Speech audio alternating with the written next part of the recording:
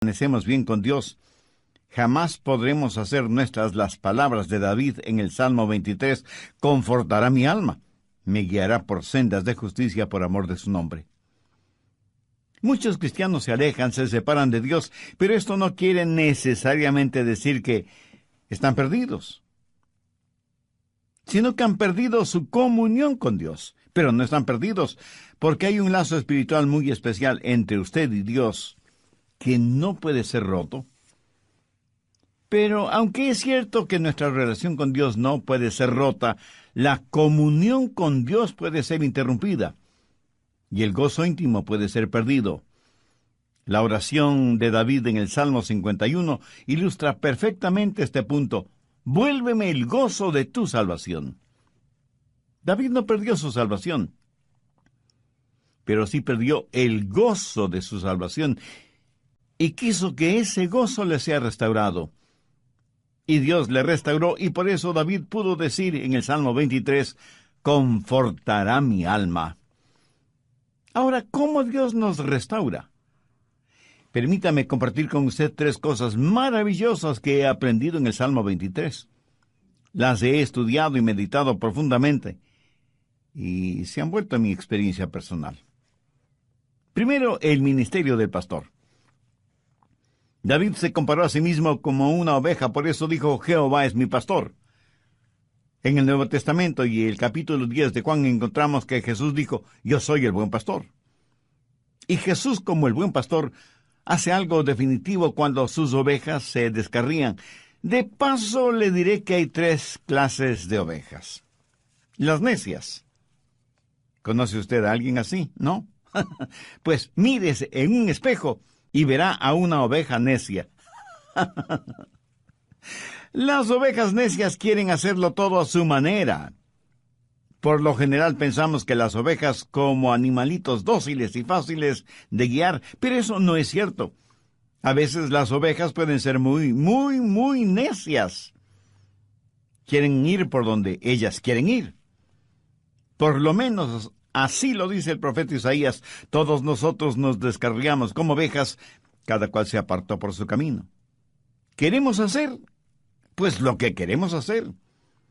Somos necios a la enésima potencia, y son las ovejas necias las que necesitan ser restauradas. Segundo, hay las ovejas descarriadas. Estas son las ovejas que involuntariamente se descarrían. Son las que descuidadamente se van por otro lado, y muchas veces caen en pozos de engaño, y se ven rodeadas de espinas y se separan de su pastor, van a lugares muy precarios y necesitan ser restauradas y traídas de regreso al redil. Y en tercer lugar, las ovejas enfermas, porque las ovejas pueden enfermarse. Hay muchos enemigos allá afuera en forma de enfermedades que pueden envenenar, o enredar, o herir a las ovejas. Y cuando se enferman, las ovejas necesitan ser curadas, sanadas, restauradas. Entonces es la responsabilidad del pastor el cuidar de sus ovejas. ¿Pero cómo lo hace? ¿Cómo el buen pastor restaura a una oveja necia? Si usted es como una oveja necia, ¿cómo puede ser restaurado? Bueno, el buen pastor tiene 3 instrumentos para hacerlo. Un báculo o cayado, una vara y una botella de aceite. Y él usa esas 3 cosas para restaurar a una oveja necia. ¿Qué es el báculo o cayado? El pastor buscaba un arbolito que estuviera recién creciendo, lo sacaba de raíz, cortaba todas esas raíces, limpiando el resto del palo, y lo pulía todo prolijamente. Y en el muñón que formaban las raíces al extremo del palo, clavaba unos cuantos clavos o incrustaba pedacitos de metal, hasta que el báculo tenía un considerable peso. Era una poderosa arma en sus manos. Le servía tanto para defender a las ovejas de sus depredadores naturales, como de ladrones de ovejas. También podía servirle como una jabalina, y pasaba muchas horas practicando hasta tener una excelente puntería. Así que ese báculo no solo le servía para defender sus ovejas, sino para defenderse él mismo de los ladrones, los lobos y las aves de rapiña que abundaban en las colinas y los montes. Pero a veces tenía que utilizar el báculo de las ovejas para corregir a las necias, y lo hacía en forma drástica y severa. Con el báculo rompía una de las patas de la oveja e inmediatamente la vendaba poniéndole un soporte y cubriendo la pata afectada con aceite. Y esto lo hacía hasta cuando la oveja se sanara. Él llevaba a esa oveja enferma en sus hombros y la alimentaba y vertía aceite sobre el vendaje, y cuando la pata se sanaba, ayudaba a la oveja a estar firme en sus patas. Pero esto es lo interesante. La oveja enferma y restaurada en su salud permanecía muy cerca del pastor. En el material que estudié sobre este asunto, descubrí que esa oveja necia, quebrantada y disciplinada iba a donde el pastor iba y se convertía en una especie de líder del rebaño. Extraordinario, ¿no le parece? Cuando leí esta información no pude dejar de pensar en Oseas 6:1. Venid y volvamos a Jehová, porque Él arrebató y nos curará, hirió y nos vendará. ¿Lo entiende? El mismo Dios que nos hiere es el mismo Dios que nos cura, a fin de que podamos estar junto a Él. Creo que esta es la razón por la cual David dijo que antes de ser afligido, Él se había descarriado. Y en Hebreos leemos que el patriarca Jacob, quien fue también un pastor, se alejó de Dios. La Biblia nos dice que Jacob luchó con Dios físicamente. ¿Sabe lo que Dios hizo? Vayamos a Génesis, capítulo 32, versos 24 y 25. Así se quedó Jacob solo, y luchó con él un varón hasta que rayaba el alba.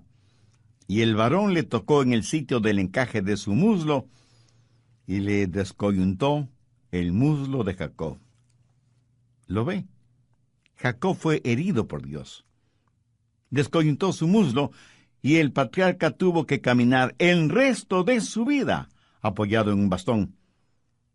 Vamos a Hebreos 11:21. Por la fe Jacob, al morir, bendijo a cada uno de los hijos de José, y adoró apoyado sobre el extremo de su bordón. ¿Por qué todo esto? Pues para enseñarnos una lección. Algunas veces tenemos que aprender drásticamente porque parece que esa es la única forma en que podemos aprender. Jacobo tuvo que ser herido para poder ser bendecido. Mi amigo, cuando Dios nos disciplina, y puede ser disciplina física, no es porque no nos ama, sino precisamente porque nos ama. Mire lo que dice Hebreos 12, los versos 5 y 6. Y habéis ya olvidado la exhortación que como a hijos se os dirige, diciendo: Hijo mío, no menosprecies la disciplina del Señor, ni desmayes cuando seas reprendido por Él, porque el Señor al que ama disciplina y azota a todo el que recibe por hijo. ¿Qué padre si ama realmente a sus hijos no los disciplina cuando es necesario? Si Dios nos dejara sin disciplinarnos, no seríamos sus hijos, sino bastardos. Y aunque nuestros padres en la carne nos disciplinaron, siempre los reverenciamos, ¿verdad? Ahora, por lo tanto, no deberíamos estar sujetos a nuestro Padre en el Espíritu y vivir. Y no debemos olvidar que la disciplina que proviene de parte de Dios es para que seamos partícipes de su santidad. La Biblia dice en Hebreos 12:11, en verdad que ninguna disciplina al presente parece ser causa de gozo, sino de tristeza, pero después da fruto apacible de justicia a los que en ella han sido ejercitados. Ahora, cuando esta disciplina le llega a usted, hay 3 cosas que usted puede hacer de acuerdo a lo que dice Hebreos 12:5. Hijo mío, no desprecies la disciplina del Señor. O sea, usted puede resentirse, Pero sería una necedad de su parte el hacerlo, por varias razones. Primera, la disciplina revela algo. Esa clase de disciplina revela que usted es un hijo o una hija de Dios. O sea que revela una relación filial. Mire el verso 6, porque el Señor al que ama disciplina y azota a todo el que recibe por hijo. Permítame repetir lo que ya dije hace algunos minutos. Es porque Dios le ama que le disciplina. No es que el pastor no amara a su oveja, el motivo para quebrarle la pata, sino precisamente todo lo contrario. Eso es un severo caso de disciplina. Y a veces, mi estimado amigo, a veces nuestro amor tiene que ser duro. Y seguramente algunos de ustedes burlonamente me dirá, bueno, yo vivo en pecado, hago lo que quiero hacer, voy a donde se me antoja, soy el capitán de mi propio destino y sin embargo Dios nunca me ha disciplinado. Pues, mi amigo, le aconsejo poner mucha atención al verso 8. Pero si se os deja sin disciplina, de la cual todos han sido participantes, entonces sois bastardos y no hijos. ¿Qué está diciendo Dios? Dios está diciendo que si usted fuera hijo de Él, ya le hubiera disciplinado. Pero si no es hijo de Dios, si usted declara que es un cristiano sin serlo, entonces usted es un bastardo. Y recuerde que esta dura expresión proviene de las palabras de Dios. Así que no argumente conmigo al respecto, argumente con Dios. En segundo lugar, renueva su adoración. En el verso 9 leemos, por otra parte, tuvimos a nuestros padres terrenales que nos disciplinaban y los venerábamos. ¿Sabe que hombres maduros no tienen ningún problema contando cómo sus padres les disciplinaban? Dicen, por ejemplo, mi padre cuando me disciplinaba con todas sus fuerzas. Lo interesante es que estas declaraciones las hacen con verdadero orgullo y dicen, les dábamos verdadera reverencia porque sabíamos que tenían definidos sus valores y paradigmas y por eso les amamos y les respetamos. Yo siento verdadera tristeza por niños que viven en hogares en donde sus padres no les aman y por lo tanto no les corrigen. ¿Sabe que la disciplina revela nuestra relación con Dios y renueva nuestra adoración? Ahora bien, si damos reverencia a nuestros padres terrenales, ¿no deberíamos dar adoración, respeto y veneración a nuestro Padre Celestial? Dios no está en el negocio de primordialmente hacernos saludables y felices, sino santos. Dios no le salvó para sencillamente llevarle al cielo. Ese es un beneficio extra. Dios le salvó para hacerle santo como Él. ¿Y cómo lo hace? ¿Qué es lo que la disciplina hace para restaurar a una oveja? Revela su relación filial, renueva su adoración y restaura su comunión con Dios. ¿Le gustaba a usted el ser disciplinado, castigado por sus padres, especialmente por su papá?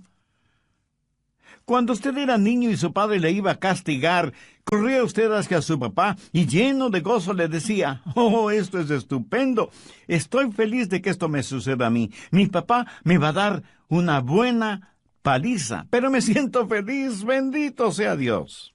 Papá, tú eres maravilloso y sabio, gracias por castigarme. No, ni usted ni yo actuamos de esa manera, ¿verdad? ¿Por qué no nos gusta ser disciplinados, castigados, aunque hayan existido razones válidas para esa disciplina? Personalmente, cuando mi padre me castigaba, me disciplinaba, le debo confesar que él no me parecía ni amoroso, ni sabio, ni maravilloso. Así que, en primer lugar, menospreciamos la disciplina. En segundo lugar, no nos desmayamos frente a la disciplina. Mire el verso 5 de Hebreos 12. ni desmayes cuando eres reprendido por él. ¿Alguna vez ha visto a un hijo o a una hija fingir desmayo cuando ve que el castigo es inminente? Bueno, yo lo he visto varias veces. Dios ejercita disciplina y la gente renuncia a Dios. Tiran la toalla. Se convierten en trotamundos espirituales y eso es algo terrible. Mi amigo, lo que hace Dios no es para que nos alejemos de Él, sino para que nos acerquemos a Él. No desprecie la disciplina. No finja desmayos frente a la disciplina. La Biblia dice que toda disciplina tiene un propósito específico. ¿Cómo maneja el pastor a una oveja necia? Con la vara de la disciplina. ¿Y qué de las ovejas que no son necias? ¿Qué clase de oveja es usted? ¿Necia? ¿Descarriada o enferma? Recuerde que Dios no deja de amarnos porque somos pecadores. Dios no nos ama más si somos menos pecadores, de acuerdo a nuestra propia opinión, ni nos ama menos si somos más pecadores. Dios nos recibe como somos, pero por el amor que nos tiene no nos deja como somos, sino que nos va perfeccionando cada día para que lleguemos a ser a semejanza de su Hijo Jesucristo. Esta esperanza también podrá ser suya si tiene una relación personal con Dios por medio de Jesús. Pudiera ser que usted sea una persona muy popular, carismática, muy importante e influyente en el nivel político, social y financiero. Desde el punto de vista del mundo, usted es un hombre de éxito. Pero, ¿qué piensa de usted, su esposa, sus hijos, sus amistades íntimas? ¿Qué tan importante es usted en sus vidas? El hecho de ser tan importante pudiera ser que le abra todas las puertas materiales, sociales y políticas, pero jamás le abrirán las puertas del cielo. Dios no le ama porque usted es importante. Usted es importante porque Dios le ama. ¿Lo entiende? Si usted este mismo momento se arrepiente de sus pecados y hace una decisión espiritual por Cristo como su Salvador y Señor, Él le perdonará inmediatamente, estará con usted permanentemente y le salvará completamente, y además le guardará eternamente. Recuerde que la decisión que usted haga o no haga este momento tendrá repercusiones eternas. Piensa en lo siguiente. Si usted dice que no va a tomar ninguna decisión ahora, pues ya tomó una decisión en contra de Cristo. El evangelista Dr. Lucas cita unas inquietantes palabras de Cristo, quien dijo: «El que no es conmigo, contra mí es, y el que conmigo no recoge». ¿Qué tal si pasáramos de ser una víctima a ser una persona fuerte en el Señor? Vamos a presentarles hoy la segunda parte de un mensaje titulado «Cómo estar bien y permanecer bien con Dios». Aquí está con nosotros ya el Dr. Adrián Rogers, en la voz del pastor Lenin de Llanón. David en el Salmo 40, verso 2 dice: «Y me hizo sacar del pozo de la desesperación, del lodo cenagoso. Puso mis pies sobre peña y enderezó mis pasos». David habla de lo mismo al compararse con una oveja que ha sido disciplinada, guiada, rescatada y protegida por el pastor. Algunas veces una mamá oveja, por estar pastando por aquí, por allá y más allá, se olvidaba de su pequeño corderito. El pastor observaba lo que estaba sucediendo y con el cayado guiaba a la mamá oveja a donde estaba su corderito. Eso es lo que necesitan hacer los pastores en nuestros días, a fin de que ovejas y corderitos estén juntos, permanezcan juntos y se desarrollen juntos. Porque el diablo está tratando por todos los medios de destruir los hogares, de destruir las familias, de romper la unidad del cuerpo de Cristo que es la iglesia. ¿Cuándo sucede eso? Cuando caemos, cuando somos débiles espiritualmente, cuando nos apartamos de Dios y nos contaminamos con el pecado. Pero gracias a Dios que Él tiene una vara y un cayado, no solo para disciplinarnos, guiarnos, rescatarnos y defendernos, sino también para mantenernos junto a Él. Pero aún hay algo más. Todos somos ovejas enfermas. Verá, cada noche el pastor traía las ovejas al redil. Recuerde que Jesús es la puerta de las ovejas. Dentro del redil las ovejas estaban seguras, pero en la puerta estaba el pastor bloqueando el mismo hueco que servía como puerta del redil. De esa forma nadie podía entrar o salir del redil sin que el pastor lo supiera. Y cada noche él las contaba y las llamaba por su nombre. Y no solo que las contaba y las llamaba por su nombre, sino que además las acariciaba. Ponía sus manos sobre sus ovejas y hundiendo sus dedos en la lana y mirando atentamente, buscaba por si su oveja tenía alguna herida o por si algún insecto se había adherido a la piel de la oveja. Y cuando encontraba alguna herida o alguna laceración en la piel de la oveja, usaba el aceite para curarla.